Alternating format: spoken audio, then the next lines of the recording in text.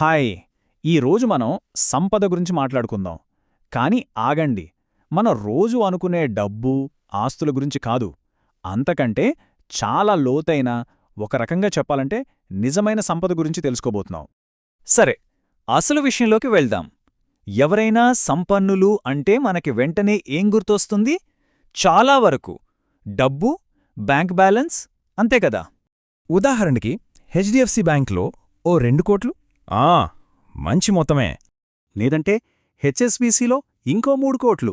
హమ్మయ్య! ఇప్పుడు కాస్త బావుంది. ఇక యూనియన్ బ్యాంక్లో ఒక 10 కోట్లు. వావ్! ఇక లైఫ్ సెటిల్ అయిపోయినట్టే అని చాలామంది అనుకుంటారు. ఇదే కదా మన దృష్టిలో సంపన్నమైన జీవితానికి కులమానం. కానీ ఆగండి, అసలు విషయం ఇది కాదంటే? మన ప్రాచీన విజ్ఞానం ప్రకారం నిజమైన సంపద అంటే ఇది కాదు. దాని నిర్వచనం పూర్తిగా వేరే ఉంది. ఇక్కడే మనకు అష్టైశ్వర్యం అనే కాన్సెప్ట్ వస్తుంది. అంటే 8 రకాల సంపదలు అనమాట. ఇది సంపదను 8 కోణాల్లో చూపిస్తుంది. కేవలం డబ్బు గురించి కాదు, ఒక సంపూర్ణమైన, సంతృప్తికరమైన జీవితం గురించి చెబుతుంది. మరి ఈ 8 ఐశ్వర్యాల్లో మొదటివేంటో తెలుసా? కొంచెం ఆశ్చర్యంగా అనిపించొచ్చు. ఎందుకంటే ఈ మొదటి 4 ఐశ్వర్యాలు మన బ్యాంకుల్లో కాదు, మన చుట్టూ ఉండే మనుషుల్లోనే ఉన్నాయట. ఈ అష్టైశ్వర్యాల ప్రకారం మొదటి ఐశ్వర్యం ఇంటికి రాగానే నవ్వుతూ పలకరించే మన లైఫ్ పార్ట్నర్.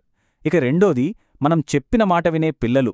మూడోది మన బాగోగులు మనస్ఫూర్తిగా కోరుకునే బంధువులు. ఇంకా నాలుగోది మనకు కష్టమొచ్చినప్పుడు నేనున్నాలే అనే అండగా నిలబడే స్నేహితులు. ఆలోచిస్తే ఇవన్నీ డబ్బుతో కొనలేని నిజమైన ఆస్తులే కదా. ఓకే, ఈ సంబంధాలు, బంధుత్వాలు తర్వాత నిజమైన శ్రేయస్సుకు సంబంధించిన తర్వాతి అంశాలేంటంటే మన ఆరోగ్యం, ఇంకా మన ఆర్థిక స్వేచ్ఛ. 5వ ఐశ్వర్యం రోగం లేని జీవితం. ఆరోగ్యమే మహాభాగ్యమని ఊరికే అనలేదు కదా, ఎంత నిజమో కదా. ఇక 6వ ఐశ్వర్యం అప్పులు లేని జీవితం. అప్పుల భారం లేకుండా జీవించగలిగితే ఆ దొరికే ఫ్రీడమ్, ఆ ప్రశాంతత వేరు. ఈ రెండూ మన జీవితానికి చాలా బలమైన పునాదులు లాంటివి. ఇక మనం చివరి 2 బహుశా అన్నిటికంటే లోతైన ఐశ్వర్యాల గురించి మాట్లాడుకుందాం. ఇవి మన లోపలి ప్రపంచానికి, అంటే మనసుకి, మన జీవిత ప్రయాణానికి సంబంధించినవి. 7వ ఐశ్వర్యం బతికినంతకాలం ఏ టెన్షన్లు, ఏ దిగులు లేకుండా ప్రశాంతమైన మనసుతో జీవించడం. వావ్! ఇక ఫైనల్గా 8వ ఐశ్వర్యం జీవితం ముగిసే టైంలో ఎలాంటి ఇబ్బంది పడకుండా ప్రశాంతంగా ఈ లోకాన్ని విడిచి వెళ్లడం. ఇది జీవితానికి ఒక అర్థవంతమైన ముగింపునిస్తుంది కదా. సో ఇప్పటిదాకా మనం చూసిన ఈ 8 ఐశ్వర్యాల్ని ఒకచోట చేర్చి చూస్తే సంపదకు ఒక సరికొత్త నిర్వచనం మనకు కనిపిస్తుంది. అంటే ఇక్కడ ముఖ్యంగా మనం గమనించాల్సిందేంటంటే, నిజమైన సంపదను బ్యాంక్ అకౌంట్లో అంకెలతో కొలవలేం.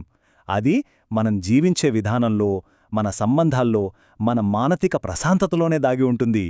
ఇది మనం ఫీల్ అవ్వాల్సింది, అనుభవించాల్సింది. మరి ఇప్పుడు చెప్పండి, ఈ అష్టైశ్వర్యాలనే కొలబద్దతో చూస్తే మనలో మనం నిజంగా ఎంత సంపన్నులం? ఒక్కసారి ప్రశ్న వేసుకుందాం.